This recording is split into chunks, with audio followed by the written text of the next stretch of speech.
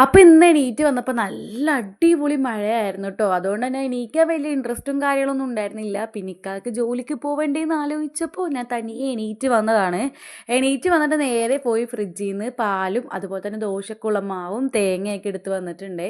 പിന്നെ നേരെ വന്ന് ജനലൊക്കെ തുറന്നിട്ടിട്ട് ആദ്യം പാല് പൊട്ടിച്ചിട്ട് കാച്ചാന്ന് വിചാരിച്ചു കേട്ടോ.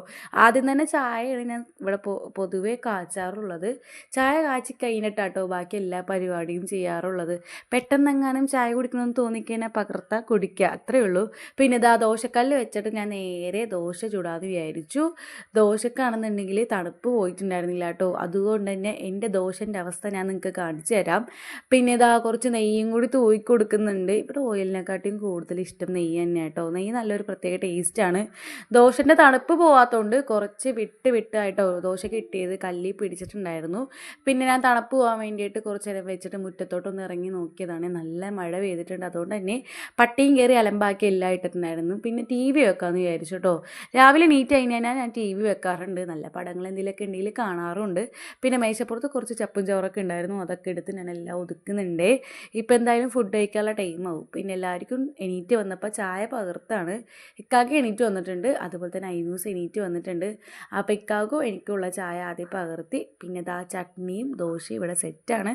ഞാൻ ആദ്യം തന്നെ ചായ കുടിക്കാമെന്ന് വിചാരിച്ചു കേട്ടോ. ഇക്കാകെ പല്ലേച്ചുകൊണ്ടിരിക്കുകയാണ്. ചായക്കാണെങ്കിൽ ഇന്നൊരു പ്രത്യേക ടേസ്റ്റ് ഉണ്ടായിരുന്നു കേട്ടോ. അതാണ് എൻ്റെ ഈ മുഖത്തിൻ്റെ എക്സ്പ്രഷൻ ഇങ്ങനെ പോയിക്കൊണ്ടിരിക്കുന്നത്. നല്ല ടേസ്റ്റ് ഉണ്ടായൊരു ചായയാണ്. ഞാനപ്പോൾ എനിക്ക് മാത്രം തോന്നിയതാണെന്ന് വിചാരിച്ചിട്ട് ഞാൻ ഇക്കാക്കനെ കൊണ്ടും കുടിപ്പിച്ച് നോക്കിയിട്ടുണ്ടായിരുന്നു. അപ്പോൾ ഇക്കാക്കയും പറഞ്ഞത് തന്നെയാണ്, ആ കൊള്ളായിരുന്നു ഐഷ, നല്ല ടേസ്റ്റ് ഉണ്ടായിരുന്നു എന്നാണ് കേട്ടോ പറഞ്ഞത്.